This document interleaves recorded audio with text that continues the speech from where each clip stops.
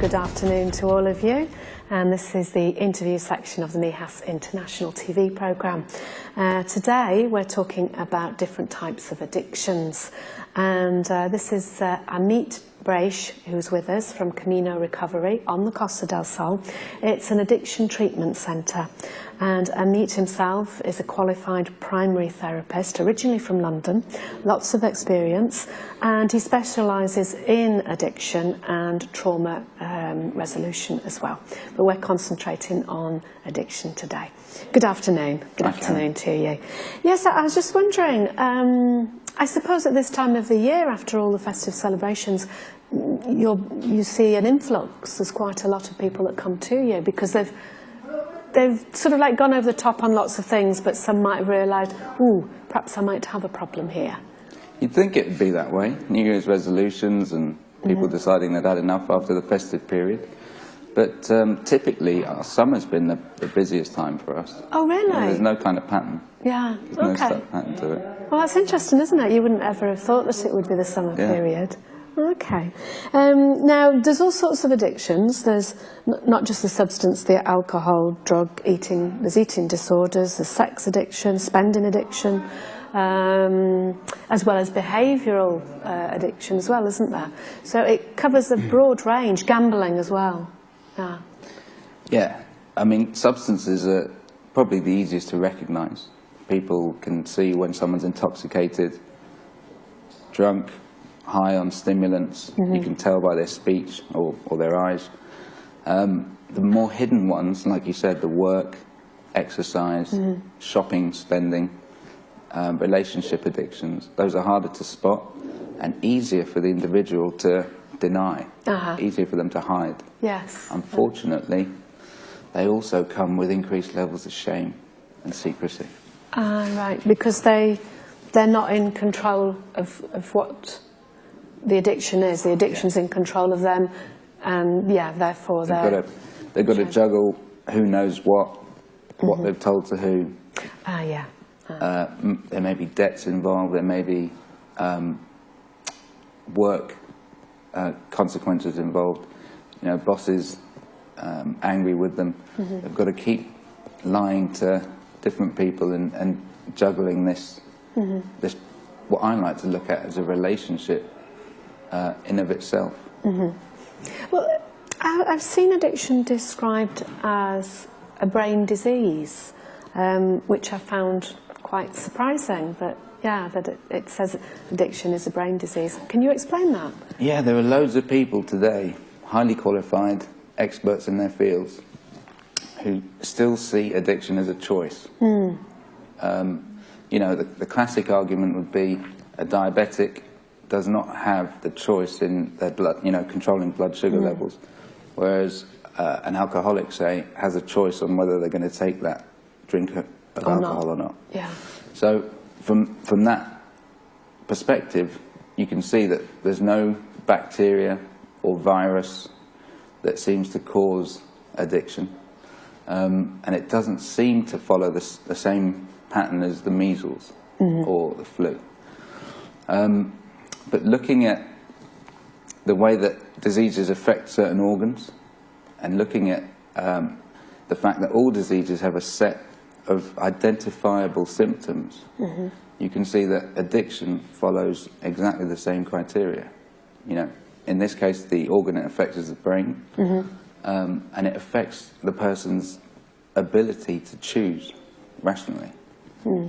Yes. The addiction becomes the most important thing in their world. Yes. It's a compulsion. So thinking perhaps of somebody that might be addicted to gambling or to drugs, they've got to pay for their habit, so they steal off the people that they can steal from. But they're not thinking about what they're doing. It's to be able to do what they need to do that addiction, isn't it? Yeah, I don't know that they're not thinking about it. I think they definitely are thinking about it, but it's so primary to them, it's so important to them, that love, care for other people, care for themselves goes out the window. And it's all about getting that, whatever that fix might be, whatever it looks like. Whatever it looks like. And if somebody comes to you there at Camino Recovery, they really have to have made that choice themselves to be able to help themselves. It can't be the fact that, you know, a friend or a loved one has said, oh, you must go, you know. Funnily enough, Karen, it works both ways. Does it? We've had a car pull up, kick somebody out, a loved one, literally kick them out, and say, you know, we need your help. And we've had other people come in with their hands up and say, look, I can't control this anymore. I need your help. It doesn't really matter why someone comes in. What really matters is how hard they work once they're with us, how deep they dig into their own personal stuff, and how honest they get, really. And this type of behavioural pattern,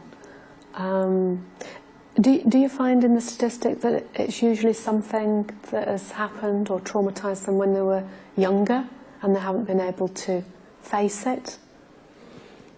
That's a huge question. Okay.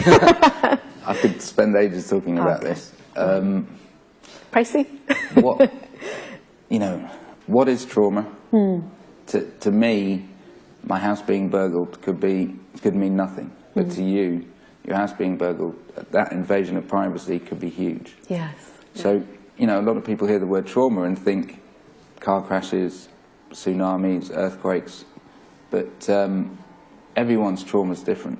And very often working on that trauma does help alleviate some of the stresses or some of the triggers that could potentially take someone back to using something. Okay. Yeah. Tricky one. Yeah, tricky one, that, but yeah. And you hear people say as well, oh, they've got a leaning towards this, you know. There's some people that they'll never have an addiction, and there's some, it's just in their makeup. Is that true to say? Or? If I could split addictions up into two categories for a second. One is one category where people like to act out. People like to lose control. So getting drunk, getting high, whatever. The other category is where people like to stay in control. Things like anorexia, work addiction, exercise. Those are all about gaining some sense of control rather than losing control. And of the two, it looks like the hedonistic side, the people that like to lose control, it looks like they're the kind of extreme addictive personality types. It's harder to spot the ones that are the work addicts. They can be just as addictive, it can have exactly the same effect on their life, but it's harder to kind of see that they're just as extreme in their behaviour because they're so well behaved, if you like. Once you know what you're looking for, it's kind of easy to spot. But for a lot of people, without recognising what they're looking for, you know, they might spot the guy on the park bench drinking out of a bottle, but addicts look like so many different things. But they don't see that person who's been working all day, going home and working all night, and maybe having 3 hours sleep, going to work and repeating that pattern. No time for their family, no time for their own health. You know, heart attack in their 40s. Which you hear of quite a lot. Yes, and I noticed when I was looking on the website about, you know, the type of treatments you offer and services and things, that you do have family therapy as well. Now, I would have thought, oh, perhaps the family would hinder rather than help. Definitely. That definitely does happen. But one key thing about an addict is that they need to find what we call enablers around them. People who won't confront them in their behaviours, and in some cases would actually help them to continue in their addictive process. So whether it's bailing them out with money, clearing up the mess that they may have made the night before, calling a boss in the morning to say, oh, so-and-so's gone to the doctors when really they're just hungover. Whatever the you know, consequences may be, enablers try and shield the addict, shield the individual from the consequences that they're using. Very often it's really important to get family members involved in the recovery process so that there's no enabling behaviour in the future. And I would suspect that a lot of the family members that thought they were helping are really quite shocked when they find out that they're actually enabling them. Yeah. Yeah. Hugely. Yeah. And very some often, blame themselves for the other person's behaviour as well. every time. Yeah. The amount of guilt around this stuff, not just for the individual, but for family members involved. You know, could I have done more? Should I have seen the sign? Should I have intervened earlier? The levels of guilt can be huge. Okay, so that actually brings me on to the next one, which is, you know, what are the signs and symptoms? What should you look for? Because a lot of people, it would just, I'm sure some of the signs would just pass them by, they wouldn't see them. Yeah, I mean, it's so important to distinguish a heavy user or an abuser from somebody who's full-blown dependent. For example, kids at university, you know, they might fall into the category of abusers. They might drink heavily on a weekly basis or sometimes even more. But there are 3 things to look out for as a general kind of quick diagnosis, rule of thumb. The first one is preoccupation. So is the person not just obsessed, but almost fixated on their drug of choice or addiction of choice? Somebody with eating disorders, for instance, they'd constantly be talking about food, calories. You know, it's a big part of their daily thought process. So the other thing about preoccupation is that a lot of people's hobbies and other interests fall by the wayside as the addiction takes hold. Right. So they become more and more blinkered into just that one area. A second thing to look out for is, does the person continue to use in spite of negative consequences? So they may have a relationship bust up over their using, and you know, a really good addict, if they're going to continue in their addiction, will say, that partner was no good for me anyway. You know, they didn't like me, just so that they can continue in the addictive cycle. That they're doing. Negative consequences can look like a whole load of different things: financial, employment, relationship, social, legal. You know, there's a whole list of things that could kind of go wrong as a result of somebody addictively using something. But invariably, the individual's denial process stops them from seeing how bad it really is, and it will come up with rationalizations and excuses to make it okay for them to continue using. Okay. So, and the third one, sorry. Yeah, I was going to say, it gives you really, you know, food for thought, doesn't it? The third one is loss of control. So the person may say, you know, right, tonight I'm going out for 2 drinks, it's my friend's birthday, I have to go. And they genuinely intend to have 2 drinks and come home by 10 p.m. And all of a sudden it's 4 in the morning and they haven't made it home. Ooh. And, you know, for that to happen to anyone once or twice or a few times, it's not a problem.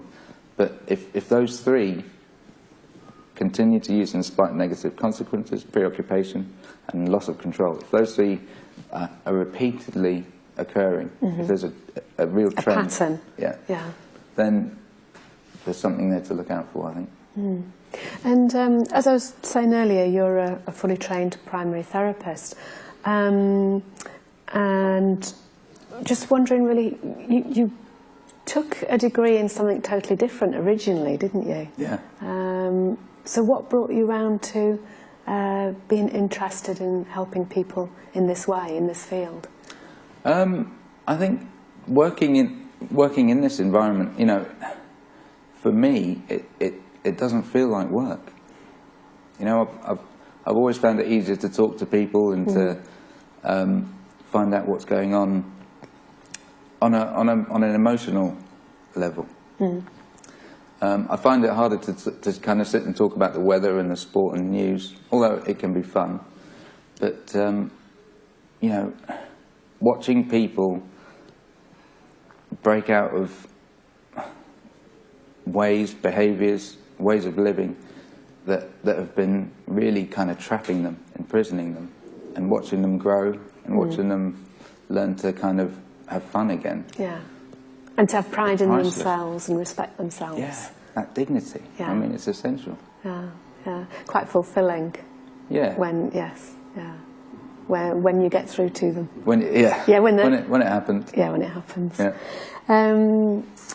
And you have workshops as well. You have regular workshops. When's the next one, and what will that be? We run a 4-day family workshop at the end of every month. The next one's on the 25th of February, I believe. Mm-hmm. I'll have to double check that, but it happens at the Camino Recovery Centre.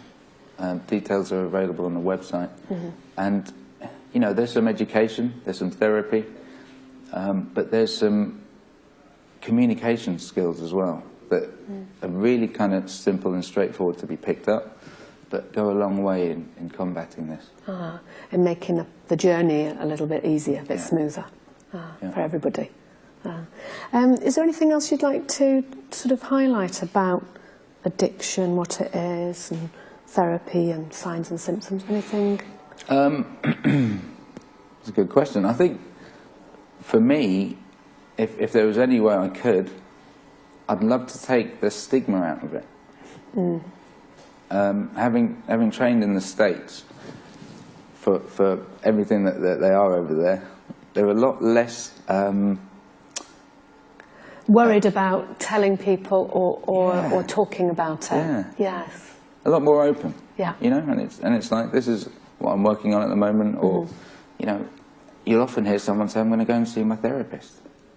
Or I did. I heard that quite a bit. Yeah. Whereas over here in Europe, it's still quite a taboo subject. Mental health in general. You know, it is a taboo subject, yeah. If someone's depressed or anxious, they're more likely to kind of hold on to that and try and... stiff up a lip. Stiff up a lip, keep your chin up, get through it, when really they're screaming on the inside.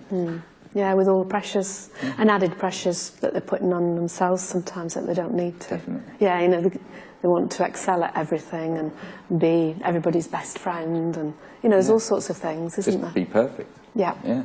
Which is impossible because we're human. Yeah. Well, thank you very much. That was interesting. And if anybody wants to find out more about the services, then, as you say, they can go to CaminoRecovery.com, which is up on the screen now as well. Okay. Thanks very much, Amit. Thank you. Thanks very much.